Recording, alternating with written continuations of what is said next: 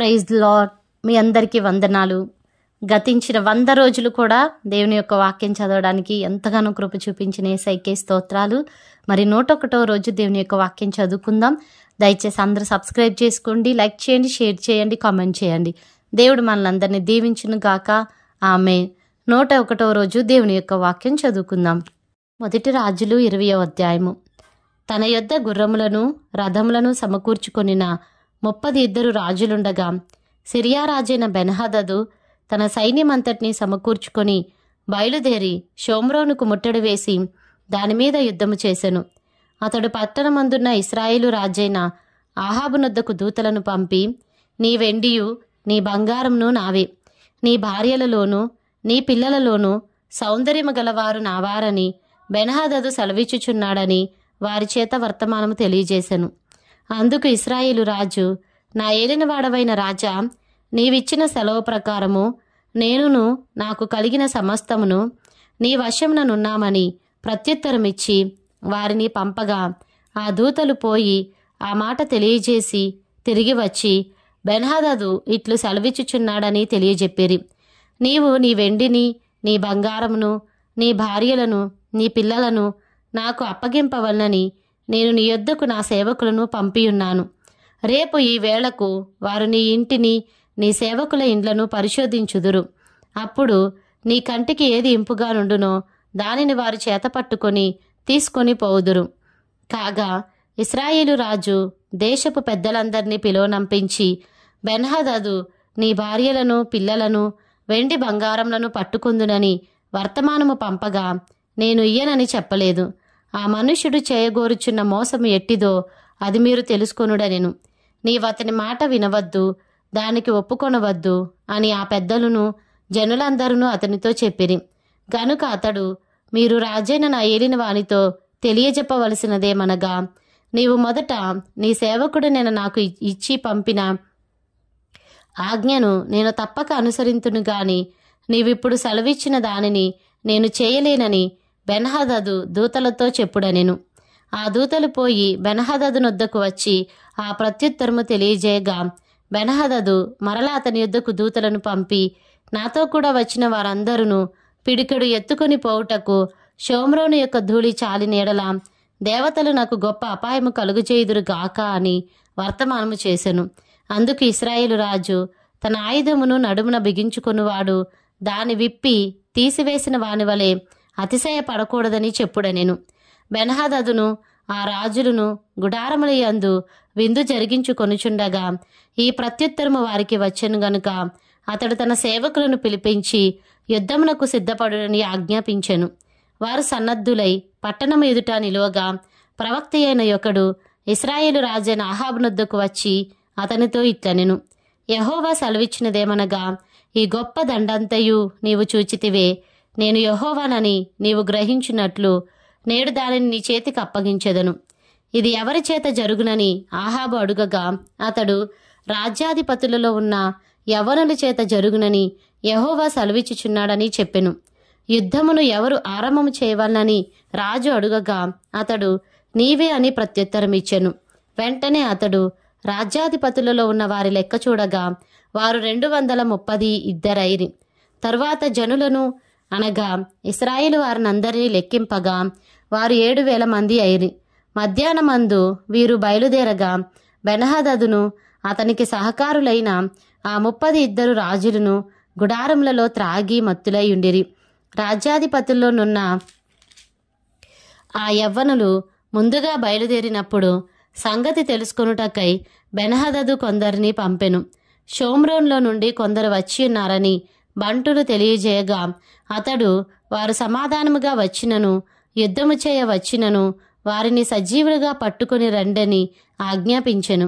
రాజ్యాధిపతుల్లోనున్న ఆ యవ్వనులను వారితో కూడా నున్న దండువారును పట్టణములో నుండి బయలుదేరి ప్రతివాడు తన్ను ఎదిరించిన వారిని చంపగా సిరియనులు పారిపోయిరి. ఇశ్రాయేలు వారు వారిని తరుముచుండగా సిరియా రాజైన బెన్హదదు గుర్రమెక్కి రౌతులతో కూడా తప్పించుకొని పోయెను. అంతటా ఇశ్రాయేలు రాజు బయలుదేరి గుర్రములను రథములను ఓడించి సిరియనులను బహుగా హతము చేసెను. అప్పుడు ఆ ప్రవక్త ఇశ్రాయేలు రాజునొద్దకు వచ్చి నీవు బలము తెచ్చుకొనుము, నీవు చేయవలసిన దానిని కనిపెట్టియుండుము. ఏడాది నాటికి సిరియా రాజు నీ మీదికి మరలా వచ్చునని అతనితో చెప్పెను. అయితే సిరియా రాజు సేవకులు అతనితో ఇలాగూ మనవి చేసిరి, వారి దేవతలు కొండ దేవతలు గనుక వారు మనకంటే బలవంతులైరి. అయితే మనము మైదానమందు వారితో యుద్ధము చేసిన ఎడల నిశ్చయముగా వారిని గెలుచుదుము. ఇందుకు మీరు చేయవలసినదేమనగా ఆ రాజులలో ఒక్కొక్కని వాని వాని ఆధిపత్యంలో నుండి తీసివేసి వారికి బదులుగా సేనాధిపతులను నిర్ణయించి నీవు పోగొట్టుకునిన బలము ఎంతో అంత బలమును, గుర్రములకు గుర్రములను, రథములకు రథములను లెక్కించి పోగు చేయుము. అప్పుడు మనము మైదానమునందు వారితో యుద్ధము చేసిన ఎడల అవశ్యముగా మనము వారిని గెలుచుదుమని మనవి చేయగా అతడు వారు చెప్పిన మాట విని ఆ ప్రకారము చేసెను. కాబట్టి మరు సంవత్సరము బెన్హదదు సిరియనులను సమకూర్చి లెక్కచూచి బయలుదేరిపోయి ఇశ్రాయేలు వారితో యుద్ధము చేయుటకై ఆఫేకునకు వచ్చెను. ఇశ్రాయేలు వారందరూ పోగు చేయబడి సిద్ధమై వారిని ఎదిరింప బయలుదేరిరి. ఇశ్రాయేలు వారు మేకపిల్లల మందలు రెంటివలే వారి ఎదుట దిగియుండిరి గాని దేశము సిరియనుల చేత కప్పబడి ఉండెను. అప్పుడు దైవజనుడైన ఒకడు వచ్చి ఇశ్రాయేలు రాజుతో ఇట్లనెను, యెహోవా సెలవిచ్చినదేమనగా, సిరియనులు యెహోవా కొండలకు దేవుడే గాని లోయలకు దేవుడు కాడని అనుకొందురు. అయితే నేను యెహోవానై ఉన్నానని మీరు తెలుసుకున్నట్లు ఈ గొప్ప సమూహం అంతయు నీ చేతికి అప్పగించెదను. వారు ఎదురు ముఖములుగా 7 దినములు గుడారములు వేసుకొని ఉండిన తరువాత 7వ దినమందు యుద్ధమునకు కలుసుకొనగా ఇశ్రాయేలు వారు ఒక దినమందే సిరియనుల కాల్బలము 1,00,000 మందిని హతము చేసిరి. తక్కిన వారు ఆఫేకు పట్టణంలోనికి పారిపోగా అచ్చటనున్న యొక్క ప్రాకారము శేషించిన వారిలో 27,000 మంది మీద పడెను. బెన్హదదు పారిపోయి ఆ పట్టణమందు ప్రవేశించి ఆయా గదులలో చొరగా అతని సేవకులు, ఇశ్రాయేలు వారి రాజులు దయాపరులని మేము వింటిమి గనుక నీకు అనుకూలమైన ఎడల మేము నడుమునకు గోనెలు కట్టుకొని తల మీద త్రాళ్ళు వేసుకొని ఇశ్రాయేలు రాజునొద్దకు పోవుదుము. అతడు నీ ప్రాణమును రక్షించునేమో అని రాజుతో అనగా రాజు అందుకు సమ్మతించెను. కావున వారు తమ నడుములకు గోనెలు కట్టుకొని తల మీద త్రాళ్ళు వేసుకొని ఇశ్రాయేలు రాజునొద్దకు వచ్చి, నీ దాసుడైన బెన్హదదు దయచేసి నన్ను బ్రతుకనిమ్మని మనవి చేయుటకై మమ్మును పంపెనని చెప్పగా అతడు, బెన్హదదు నా సహోదరుడు, అతడింకనూ సజీవుడై ఉన్నాడా అని అడిగెను. అప్పుడు ఆ మనుష్యులు సంగతి గ్రహించి అతని మనసు ఎలాగుననున్నదో అది నిశ్చయముగా గుర్తెరిగి ఆ మాటను బట్టి బెన్హదదు నీకు సహోదరుడే అని చెప్పగా అతడు, మీరు వెళ్ళి అతనిని తోడుకొని రండెనెను. బెన్హదదు తన యొద్దకు రాగా అతడు తన రథం మీద అతని ఎక్కించుకొనెను.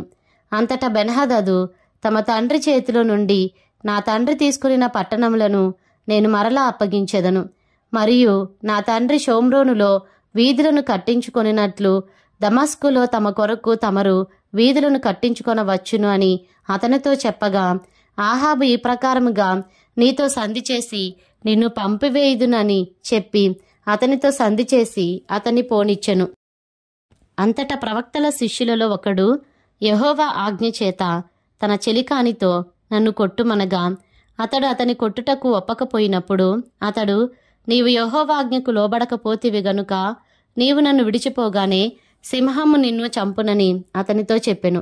అతడు వెళ్ళిపోగానే సింహం ఒకటి అతన్ని ఎదురై అతన్ని చంపెను. తరువాత మరి ఒకడు అతనికి కనబడినప్పుడు అతడు నన్ను కొట్టుమనగా అతడు అతని కొట్టి గాయపరిచెను.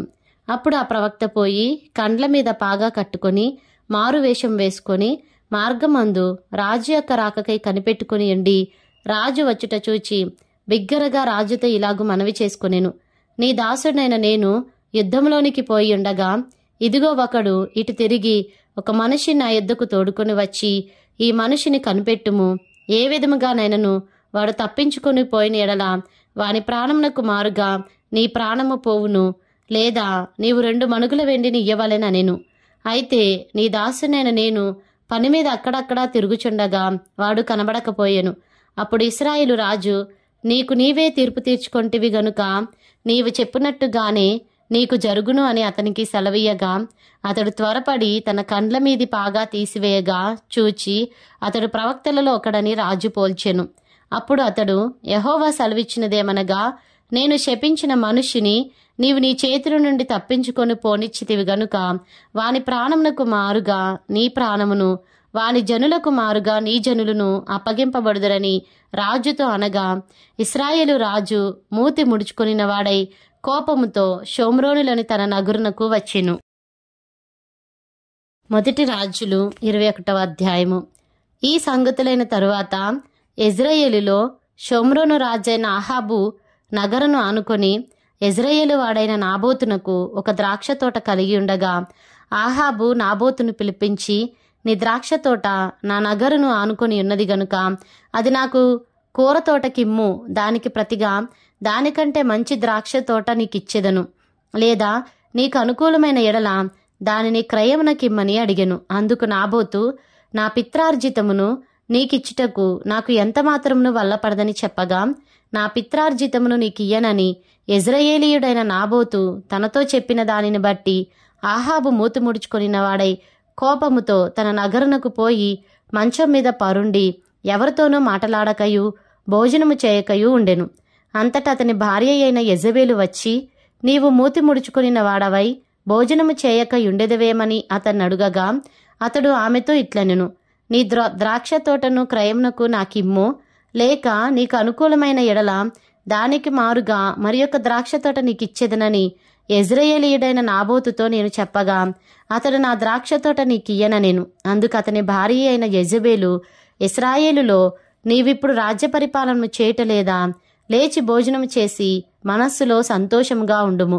నేనే యెజ్రెయేలీయుడైన నాబోతు ద్రాక్ష తోట నీకిప్పించెదనని అతనితో చెప్పి అహాబు పేరట తాకీదు వ్రాయించి అతని ముద్రతో ముద్రించి ఆ తాకీదును నాబోతు నివాసము చేయుచున్న పట్టణపు పెద్దలకును సామంతులకును పంపెను.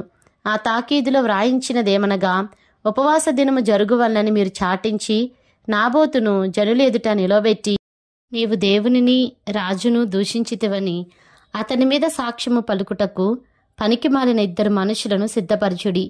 తీర్పు అయిన మీదట అతని బయటికి తీసుకుని పోయి రాళ్లతో చావగొట్టుడి.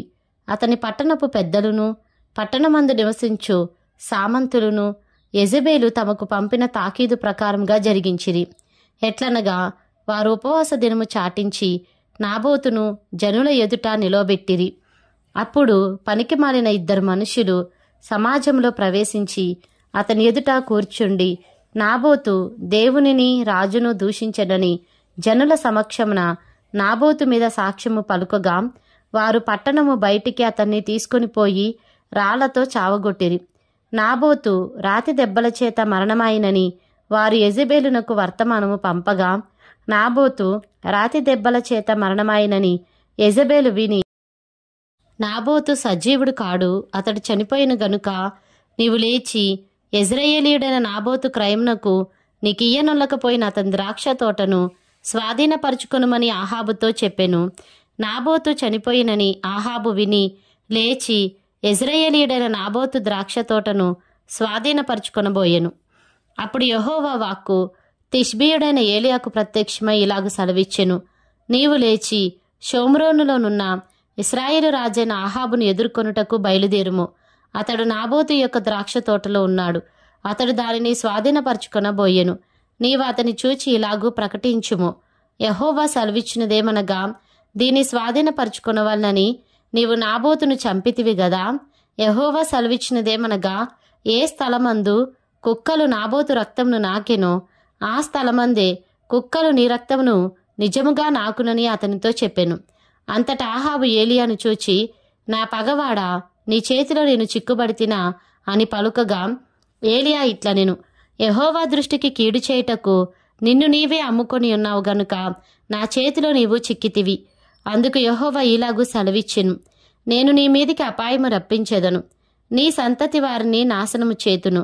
అల్పులేమి ఘనులేమి ఇశ్రాయేలు వారిలో అహాబు పక్షమున ఎవరినూ లేకుండా పురుషులనందరినీ నిర్మూలము చేతును.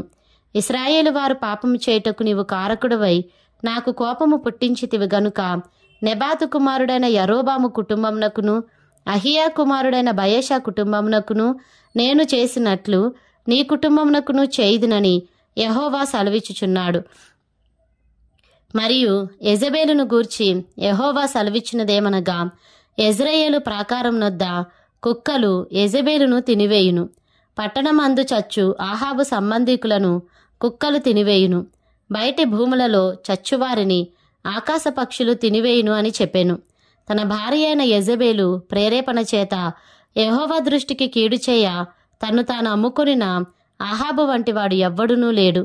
ఇశ్రాయేలీయుల ఎదుట నిలవకుండా యెహోవా వెళ్ళగొట్టిన అమోరీయుల ఆచార రీతిగా విగ్రహములను పెట్టుకొని అతడు బహుహేయముగా ప్రవర్తించెను.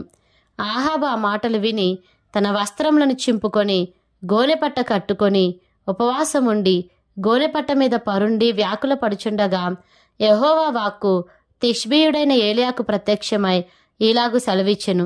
ఆహాబు నాకు భయపడి వినయముగా ప్రవర్తించుట చూచితివా? నాకు భయపడి అతడు వినయముగా ప్రవర్తించుట చేత ఆ అపాయము అతని కాలమునందు సంభవింపకుండా ఆపి అతని కుమారుని కాలమునందు అతని కుటుంబీకుల మీదికి నేను దాన్ని రప్పించెదను. మొదటి రాజులు 22వ అధ్యాయము. సిరియనులను ఇశ్రాయేలు వారును 3 సంవత్సరములు ఒకరితో ఒకరు యుద్ధము జరిగింపక మానిరి. 3వ సంవత్సరమందు యూదారాజైన యెహోషాపాతు బయలుదేరి ఇశ్రాయేలు రాజునొద్దకు రాగా, ఇశ్రాయేలు రాజు తన సేవకులను పిలిపించి, రామోత్గిలాదు మనదని మీరెరుగుదురు, అయితే మనము సిరియా రాజు చేతిలో నుండి దాన్ని తీసుకొనక ఊరకున్నామని చెప్పి యుద్ధము చేయుటకు నాతో కూడా నీవు రామోత్గిలాదు నాకు వచ్చేదవా అని యెహోషాపాతును అడిగెను. అందుకు యెహోషాపాతు, నేను నీవాడనే, నా జనులు నీ జనులే, నా గుర్రములు నీ గుర్రములే అని ఇశ్రాయేలు రాజుతో చెప్పెను. పిమ్మట యెహోషాపాతు, నేడు యెహోవా యొద్ద విచారణ చేయుదుము రండని ఇశ్రాయేలు రాజుతో అనగా, ఇశ్రాయేలు రాజు దాదాపు 400 మంది ప్రవక్తలను పిలిపించి యుద్ధము చేయుటకు రామోత్గిలాదు మీదికి పోకుందునా అని వారిని అడిగెను. అందుకు యెహోవా దానిని రాజైన నీ చేతికి అప్పగించును గనుక పొండని వారు చెప్పిరి గాని యెహోషాపాతు విచారణ చేయుటకై వీరు తప్ప యెహోవా ప్రవక్తలలో ఒకడైనను ఇక్కడ లేడా అని అడిగెను.